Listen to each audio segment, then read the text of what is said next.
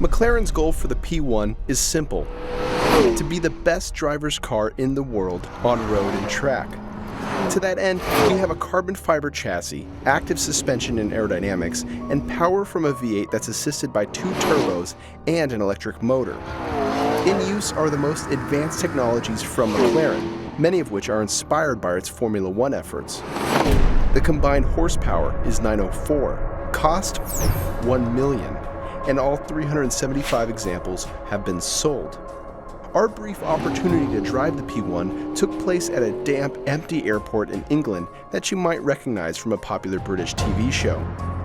So here we are, behind the wheel of a prototype version of a 904 horsepower, $1 million hypercar on an unfamiliar track with just a handful of laps to drive. Let's go.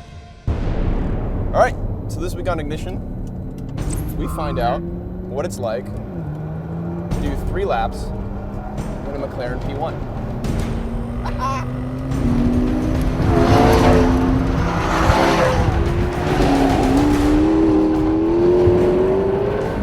The acceleration is phenomenal. But we know that already. It has 900 horsepower, thereabouts.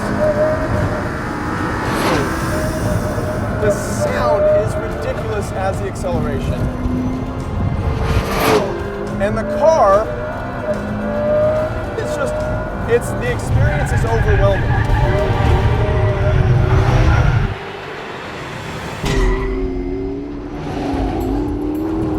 We're in race mode. We have traction control off. It's a little greasy, it's a little wet, so things are a little slippery. But this is what it's like to do a British car test of a British car, I guess. This corner is a lot of fun.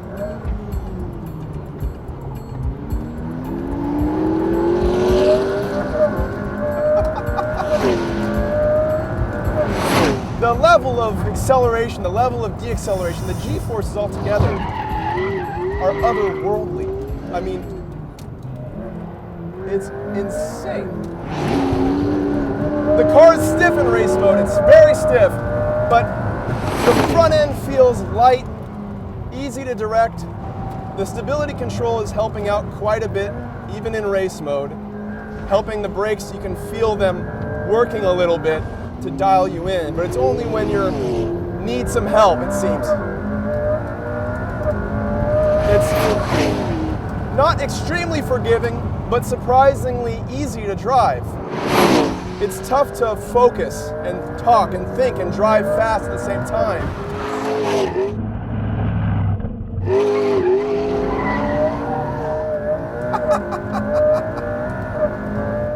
Let's not forget that the car generating this overwhelming power is a plug-in hybrid that isn't penalized by a gas guzzler tax.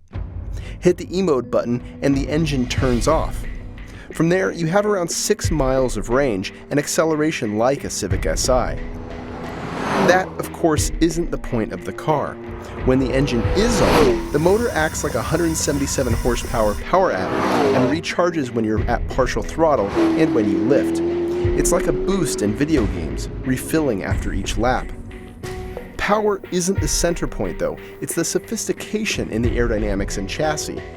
The bodywork is aggressive, not very pretty, and that's because aside from a few design flourishes, it's designed around airflow. A massive wing and 2 underbody flaps continually adjust depending on what the car's doing, adding drag to help braking or reducing drag to help with top-end speed. In race mode, the ride height drops 2 inches and the wing raises nearly a foot higher. The result is 1,323 pounds of downforce at 160 miles an hour. You can only describe the P1's monumental acceleration in so many ways, but I wanted to find out just how fast it was. So when no one was looking, I grabbed our data acquisition hardware, took the car down the runway out of view, and hit the launch control button, presenting a world-exclusive acceleration run in the McLaren P1.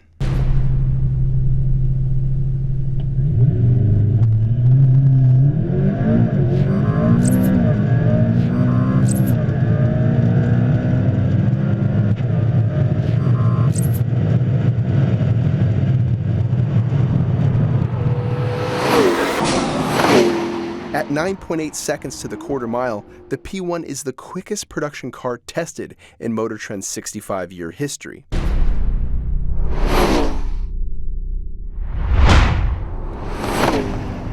I'm gonna go around one more time because screw the rules.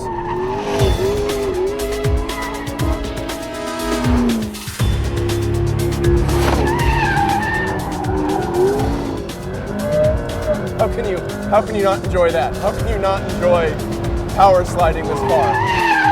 That's a fantastic achievement in itself, but then you start realizing that there's more, that it's passed all the safety tests, that it isn't penalized by a gas guzzler tax, that it can run briefly as a zero-emissions electric car.